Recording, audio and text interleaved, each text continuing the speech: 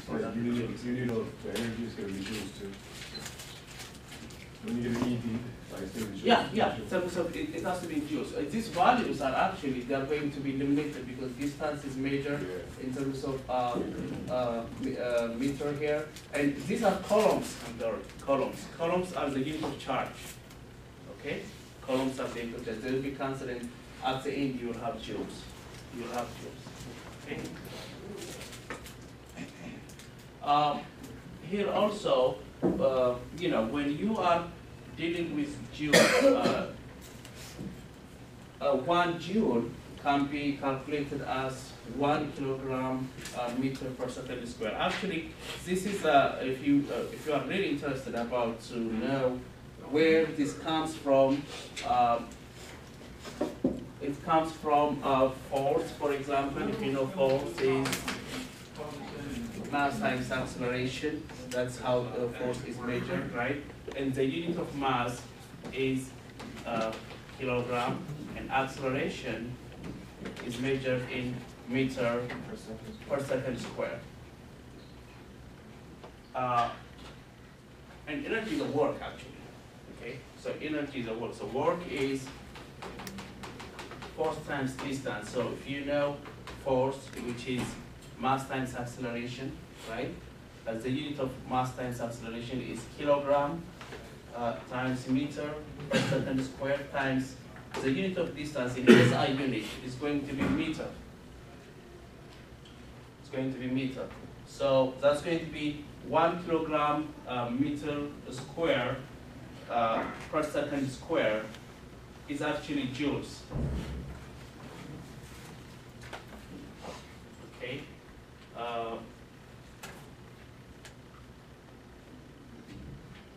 So 1 joules is basically 1 kilogram per meter per second square.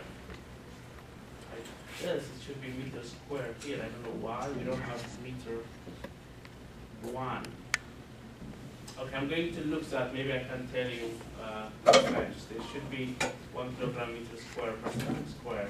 That's a unit for joules. But the other units are here. 1 calorie. 1 calorie equals to 4.184 joules. Okay, calorie is measured. It's a unit for in metric units. And joules is in SI unit. Nutritional values. Whenever you have chips, for example, or you have any donuts or something in a plastic that you have big C, big calories. That is also 1 big C. That's a nutritional value. That is equal to 1,000 calorie, which is equivalent to 1 kilocalorie. Okay, all these are units of energy or units of heat, we can say.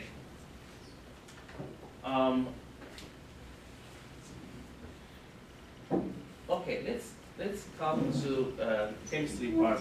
This is what we call system and surrounding. To give you a specific example, let's say you are doing a chemical reaction. When you are dealing with a chemical reaction, let's say you mix with zinc with hydrochloric acid in a beaker or in a test tube or whatever, right? Whatever reaction takes place inside that test tube or that beaker, it is something going on the system, okay? Anything around it is said to be the surrounding, okay? So what's happening, how do we relate that in terms of energy? How do we relate that? There's always interaction between the system and the surrounding, okay? The system is going to give out heat. The system is going to release some energy, okay? If you, for example, if you mix zinc with hydrochloric acid, or if you make any chemical reaction or neutralization reaction, for example, to that matter, hydrochloric acid and sodium hydroxide, it's a neutralization reaction. However, it generates heat. Most reactions, when they mix, whether it is high or low, the intensity doesn't matter, but they generate or they produce heat.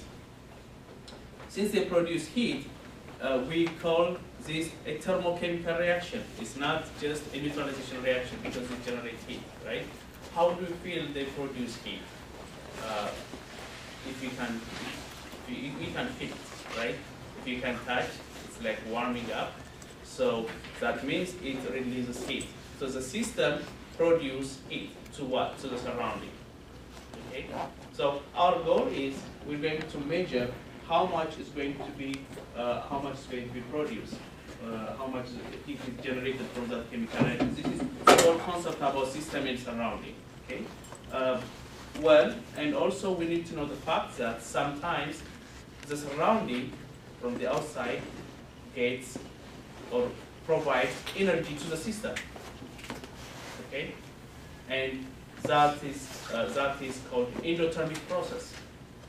Okay, you have exothermic process and you have endothermic process. Okay, cold pack is a good example. You use cold pack or you use hot pack, for example, right? In the nursing area, what's the cold pack? What do you do with cold packs, for example? It's on your body, you feel very cold, right? Why you feel very cold? Yes, you have your body temperature, right? The cold pack is it's a material inside. It's a pretty much chemical reaction. It is you have a compound known as ammonium nitrate, for example, NH4NO3. You know, when you use cold pack or hot pack, you always, if you remember or if you have that experience, you squeeze them up. You like squeeze them. The reason why you squeeze them up is there is a membrane on one side, a membrane that can divide the ammonium nitrate with water. By squeezing it, you are allowing to break the membrane so that the ammonium nitrate and the water will be interacting. Okay? This interaction is going to be, that is a system, the interaction is a system, ammonium nitrate and water. But what kind of system is going to be? The surrounding, which is your body, right, gives heat to the cold pack. So you feel what? You feel cold. You understand? You feel cold. In other words, you are providing heat from your body to the material, to the system, right? From the surrounding to the system. So that's called, there's interaction. Always, when we are dealing with heat, there's interaction, either between system and surrounding or surrounding and the system. Okay? The surrounding will get heat. So if the surrounding will get more heat, it is said to be exothermic process. Exothermic, because it gives away heat.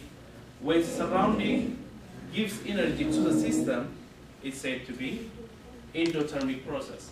Endothermic. The system gains energy. The system gains energy. That's called endothermic process. The system gives away energy. That's called exothermic process. Exothermic process. That's what system and surrounding means. Energy is a capacity to do work or transfer of heat. Okay, let's see here. The other thing that we're going to, maybe you're going to see a lot of time is, instead of energy, we're going to use something called enthalpy. Enthalpy. You heard this word maybe in lab. Enthalpy. Enthalpy means it's heat. It's heat. But if you are considering heat under constant pressure, if pressure is assuming, okay, that's said to be enthalpy. It's a Greek word, but it is exactly means to a measurement of heat from between the system and the surrounding. However, that transformation of energy from the system and surrounding or vice versa is assumed to be under a constant pressure. Pressure is constant. If you're always, if you measure the amount of heat that's transferred under this much pressure, okay, the pressure is always be fixed, and you're going to define with enthalpy. So we're not going to discuss with energy change, but enthalpy change. Enthalpy change. Enthalpy is referred to as delta H. Instead of delta E, we use delta H. Okay? So that is said to be enthalpy. Every change of energy, believe it or not, whether we have to do chemical reaction here or in the lab, it's always in a fixed pressure, atmospheric pressure or constant lab pressure. So there is always pressure. So if there is a pressure, so we're not going to say energy, we're going to say what? Enthalpy. Enthalpy change. How do you pronounce? How do you spell it? Enthalpy means E-N-T-H-L-A-P-Y. Enthalpy. Okay? Enthalpy.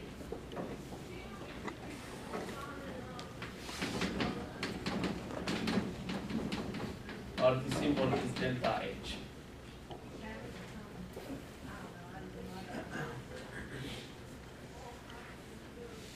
Okay. This is what I explained earlier. Endothermic process is absorbs heat from the surroundings. Okay. Exothermic process is transfer heat to the surrounding from the system, gives heat to the surrounding. Okay. If you have an endothermic reaction, you feel cold. That's true. And if you have an exothermic reaction, you feel hot. That means you gain some energy during the process.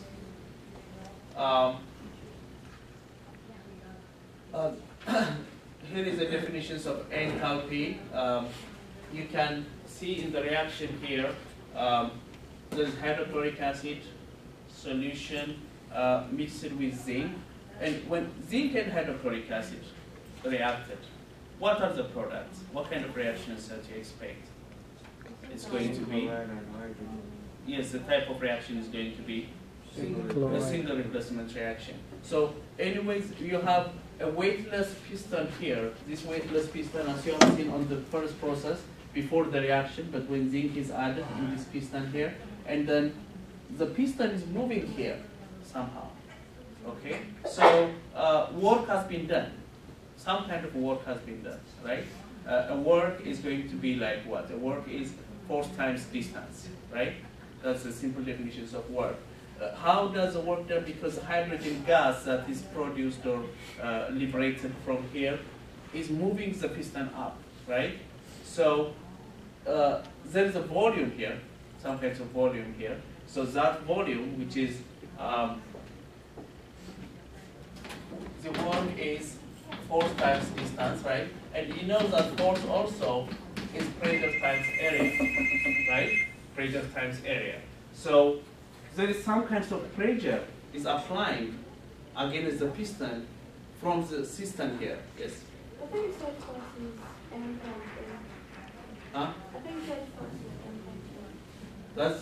That's yeah. That is force is mass times acceleration. But you just said force is pressure. That's also true. If you have pressure is acting here. Pressure over area or pressure times area. Pressure divided by What is area. pressure is what? A force over area? Yeah, force over Force over area. Oh, okay. Pressure is yeah, you're right. Pressure is force over area. Sorry. Pressure is force over area, right? Now we can say that force equals pressure times area, PA, right?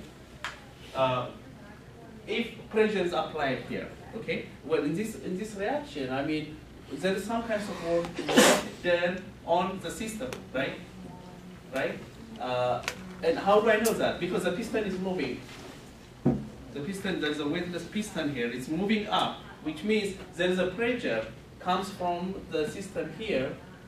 So that pressure is force over area, and you know we're trying to determine the work, or we're trying to determine the energy interaction between the system and surroundings. So I start with the physical concept of work, which is force times distance here, and force can be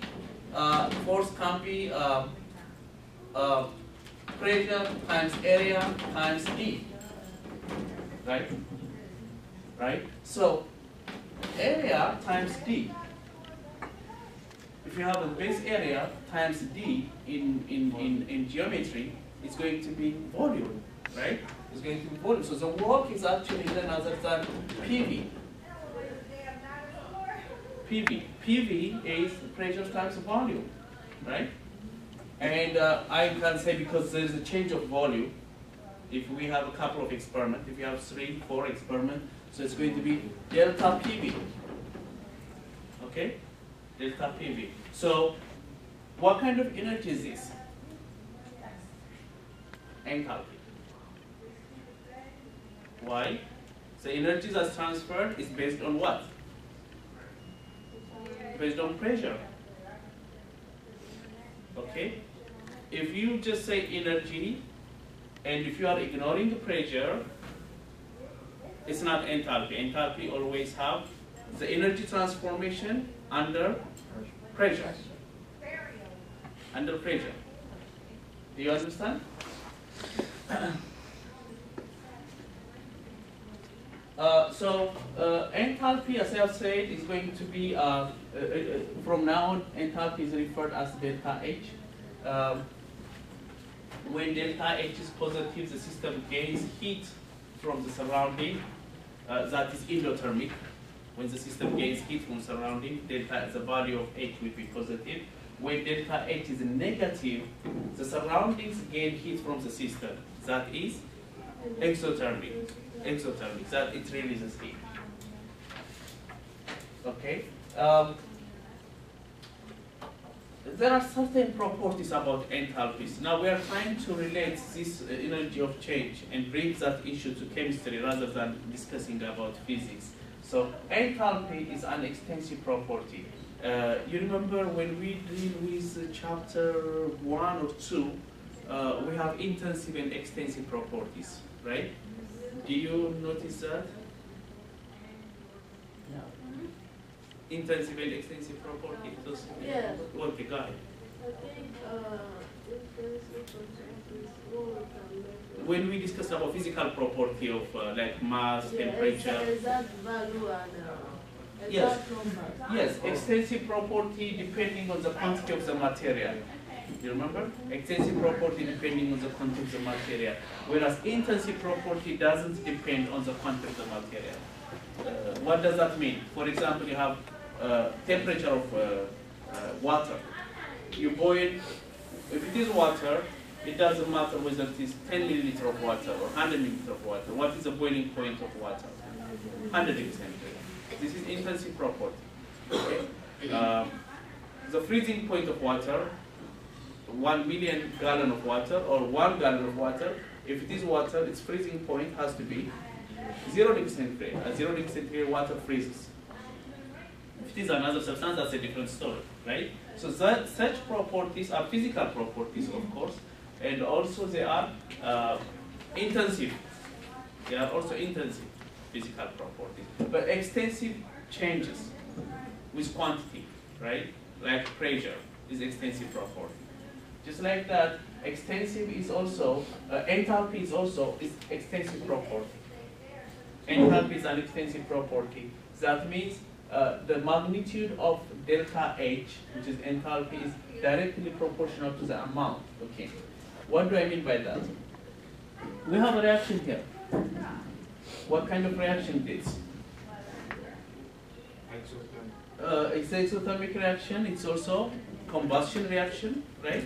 It's combustion reaction. It's also exothermic reaction because you say this is exothermic because you saw the minus sign here, right? It generates heat. This is exothermic reaction. When combustion reaction, when they burn, they give us carbon dioxide, they give us water, and they give us some energy. This is a measured value, okay? By the way, energy is measured, or heat is measured by using calorimeter. Calorimeter. Like temperature is measured in thermometers, right? In Celsius, in Kelvin, thermometer. Just like that, energy, heat, how much heat is generated, can be measured by calorimeter. It's an instrument, a device which is used to measure the amount of energy which is generated or produced.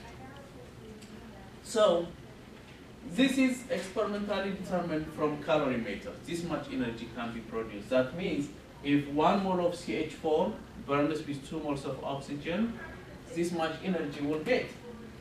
Now let's say that if we double the quantity here, what will happen here? It's going to be double. You understand? If you triple this, you need to produce a lot of energy. Okay? This is a thermochemical reaction. You need to produce a lot of energy for different purposes, for industry or for doing other things. So you're going to add the quantity of methane, CH4 methane with oxygen. Always, whenever you add the quantity, the enthalpy is also changing. Yes. It's changing. So it is said to be an extensive problem. So, do we say that enthalpy is directly to the volume of the materials we have? Yes, yes, that's what it is. They are directly proportional. It is, if you see here, the magnitude of delta H or enthalpy is directly proportional to the amount that reacted. Okay, so you add here, you reduce here, the enthalpy change is also be reduced. I think I can give you one example. How many of you have a textbook with you today? The new one? You have? Okay. I got old one. It doesn't matter. Maybe I can give you one example from the textbooks that can be helpful, because I may have these kinds of questions on the test as well. I'd like to give you an idea how we can solve this problem.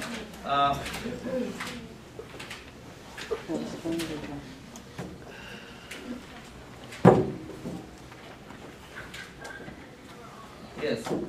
Here is a question. Maybe if you don't have the book, write this down. Okay. How much heat is released? How much heat is released when 4.5 grams? 4.5 grams of methane. What is the chemical formula for methane? Sabrafa, what's the chemical formula for methane? CH4. Methane, that is here. What's that? 4.5. 4.5 grams of methane is burned in a constant pressure system. Is 4.5 grams of methane is burned in a constant pressure system. What page are you on? Do you have the old one or do you have the new one? New one. I don't have the new one, unfortunately, but it is. I can write it down for you. Okay, I can write it down for you.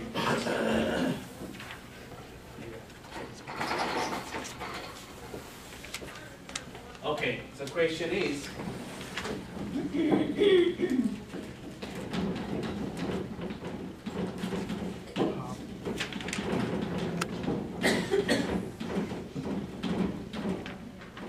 When 4.5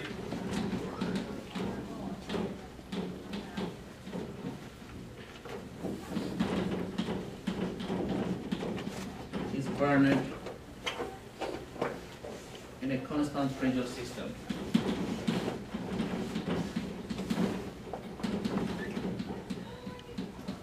Okay? This is a question. Okay, what's your approach? How do you solve this problem? What's the first thing that you need to do? You write the chemical equation. You write the chemical equation. What kind of chemical equation? Combustion. How do we know that's combustion? Burned. Very good. Burned. So there's a combustion reaction. And CH4.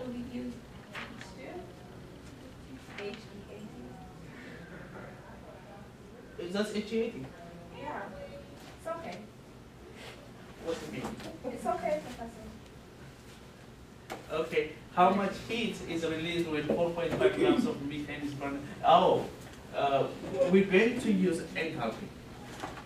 Why? Constant pressure. Constant pressure. If that may be a question.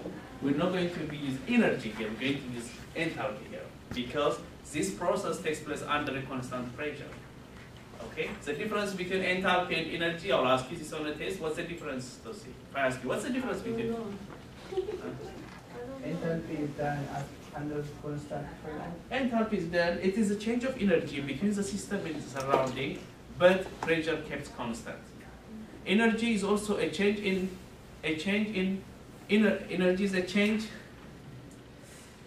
Oh, I don't know what to say. Energy is a change between the system and the surrounding, but pressure is not constant. Okay, it's a transformation. It's a transformation between the system and surrounding, ignoring pressure. Make sense? You understand? So we're going to use enthalpy here. Now, CH4 reacted with oxygen gives you what? Carbon dioxide and water. One thing I have to tell you that the enthalpy value is given to you, okay? How much, yes, how much energy is generated? I think here, for example, it says that 1 mole of CH4 generates minus 890 kilojoules. Every 1 mole of CH4 generates 890 kilojoules. That means if you have 1 mole, the delta H would be what? Minus 890 kilojoules of energy is produced. It's an exothermic process, right? Now, we always have to. Why is it minus? Exothermic. Oh, okay. It gives away. It releases, right? Exothermic. Now, what's wrong here with this equation? There's something missing, right? What's that? Balance. Balance the equation. We have to balance the equation. So, how do you balance the equation? Maybe I can add 2 here, right? 2 in front of us. 2, okay. I'm going to put another 2 here. Right? You agree with me? So, right? So, 1 mole of CH4 produce how many? Minus 890 kilojoules of energy. That is experimentally known by using calorimeter, right? What is 1 mole of CH4 in terms of grams? How many grams is going to be? 16 grams. 16 grams. 16 grams of CH4 can produce minus, minus is a convention sign, by the way. Okay, so I don't want to use minus. I just can say 890 kilojoules. You understand by what it means minus, right? It just gives away energy. That's all it is. It's not a negative value. It's really a positive value. It's the only thing is system provides energy. That's all. Okay. What is given to us is 4.5. Yeah. So 4.5 kilograms gives you how many energy? Less or more? Less. Should be less. Should be less. So how do you calculate x? 4.5 times 890 divided by what? 16. Right? So if you do the calculation, I'm pretty much sure you get 250 kilojoules of energy. Okay? I don't know. Yes. When doing the calculation, are we going to put the minus sign in calculating? You can use, Don't yeah. use it. It's up to you. If you use it, it really doesn't matter. Always the minus sign tells you that the energy, the system is producing energy to give it away to the surroundings. That's what it means. Okay. So I can use it. I still can use minus 250. Okay, that's okay. Okay, it's a convention. Minus is always, the process is exothermic. That's all. And enthalpy is always per mole, per 1 mole. Yes, enthalpy is, yes. Like for example, if it is methane, 1 mole of methane produces this much energy. Okay. That's fine. I can give you another equation. Yes. It's time. Do we have to see a sentence which says 1 mole of CH4 is going to this, or just even Yeah, I will give you, like, I would say 1 mole of CH4 produces this much energy. This is given. This has to be given to you. Otherwise, you can't able to solve the problem. Are you going to just put that delta H is going to be negative 890? kilojoules, or you going to be saying 1 mole of CH4 is going to be? I would say delta H equals minus 890 kilojoules. So you have to understand. You have to understand that's a 1 mole. Yes, that's a 1 mole value. Yes. In fact, I'm giving you a practice exercise here. Just next to that, please do that practice exercise for Wednesday. Okay? It says hydrogen peroxide can decompose to water and oxygen. Professor, just because the number, we look at the exercise. It is, exercise 5.4. Is that the same? Is the new one? Yeah, the questions are saying. Oh, okay. Exercise 5.4 then. Exercise 5.4, chapter 5, yes. The old one has page 179. Okay? So please do that. 5.4. 5.4. So I'm going to continue this on Wednesday. Okay?